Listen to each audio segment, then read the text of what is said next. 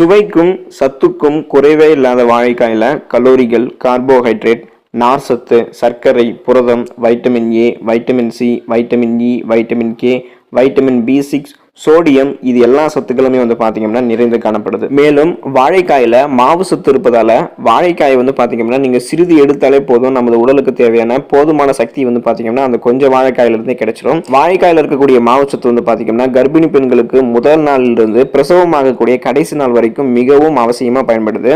ஒரு பெண் பிரசவ வலியை தாங்குவதிலிருந்து குழந்தையை வளமாக சரியான எடையுடன் பெற்று எடுப்பதற்கு பாத்தீங்கன்னா அத்தியாவசியமான சத்துக்களை வாழைக்காய் தருது. இதுல இருக்கக்கூடிய இரும்பு சத்து மனித உடலில் ரத்தத்தில் இருக்கக்கூடிய ஹீமோகுளோபினுடைய அளவை அதிகரித்து ரத்த சோகை பாத்தீங்கன்னா வராம தடுக்குது. வாழைக்காயில் இருக்கக்கூடிய நார் சத்து பாத்தீங்கன்னா ஜீரண மண்டலத்தை சீராக்கி நச்சு கிருமிகளை அழித்து வெளியேற்றிட்டு செரிமான மண்டலத்தை பாத்தீங்கன்னா சீராக செயல்பட வைக்குது. மலச்சிக்கலையும் பாத்தீங்கன்னா இதன் மூலமாக போகுது. உடல்ல இருக்கக்கூடிய